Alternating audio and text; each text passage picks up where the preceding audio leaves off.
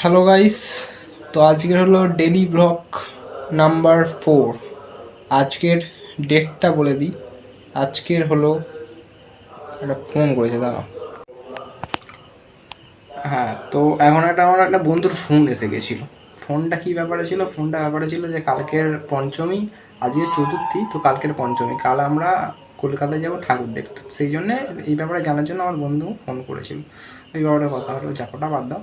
তো আজকের সকালে কী হয়েছে আমার সাথে? আজকে সকালে কিছু হয়নি, আজকে ছিল সোমবার।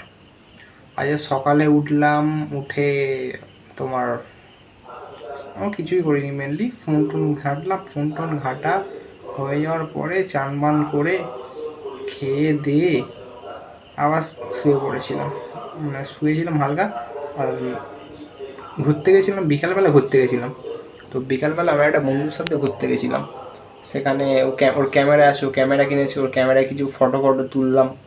ফটো টটো তোলার পরে আমরা গেছিলাম নদীর ধারে, চলে গেছিলাম নদীর ধারে, গিয়ে চা খেলাম। তারপরে কোল্ড ড্রিঙ্কস খেলাম, ঠিক আছে, এইসব খেলাম। খাওয়া দাওয়া হয়ে যাওয়ার পরে আমরা আবার বাড়ি ফিরে এলাম বাইকে করে। এবার একটা বাইক আছে, তো বাইকে করে বাড়ি ফিরে এলাম।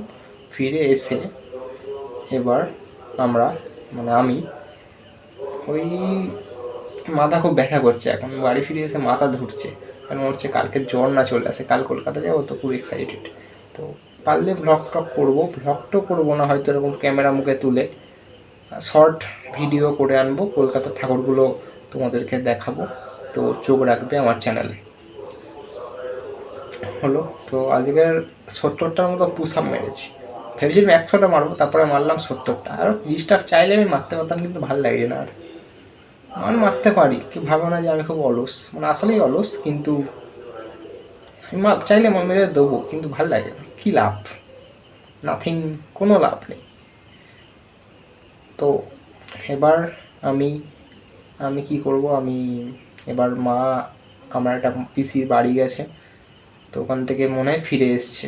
এবার রুটি করবে, রুটি দিয়ে ভালো করে খাবো, খেয়ে দিয়ে ঘুমিয়ে পড়বো। ঘুমিয়ে পড়ে কাল দিনটা বেশ মজার কাটতে চলেছে। আজকেরও খারাপ কাটেনি, কিন্তু আজকে ভালো কেটেছে।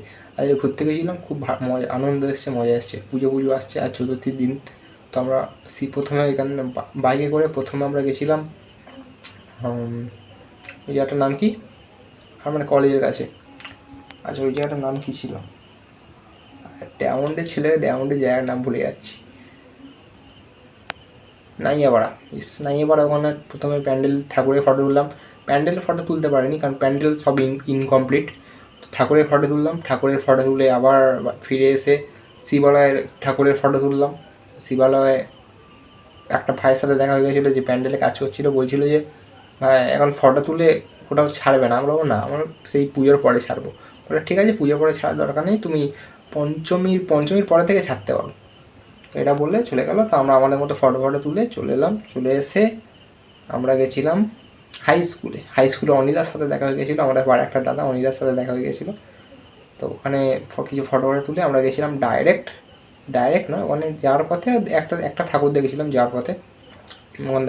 আমরা নদীর ধারে চলে গেছিলাম। নদীর ধারে চলে গিয়ে ওই যা বললাম আগে, চা খেয়ে আর ওখানে টাইম স্পেন্ড করে প্রকৃতির খুব ভালো লাগছিলো। ওখানে একটা দিদির সাথে দেখা হয়ে গেছিলো, প্রীতিদি, ওনার সাথে দেখা হয়েছিল, কথা হলো, ভালো লাগলো। তো আমরা আবার বাইকে করে চলে এলাম বাড়িতে। এই ছিল আজকের গোটা দিনের আমার একটা শর্ট স্টোরি। শর্টে বলে এলাম গোটা দিন আমার কীভাবে কেটেছে। টাটা। আর কিছু ফটো লাগিয়ে দেবো যদি তোমরা দেখতে চাও, যে আজকে কী হয়েছে না হয়েছে। আজকে যা ফটো তুলেছি সেগুলো দিয়ে দেবো। তো এই হলো কিছু ফটো আপনারা দেখতে পাচ্ছেন, যার মধ্যে এই ফটোটা আমার ফেভারিট। আর এই ফটোগুলো বেশ ভালো উঠেছে। তো টাটা।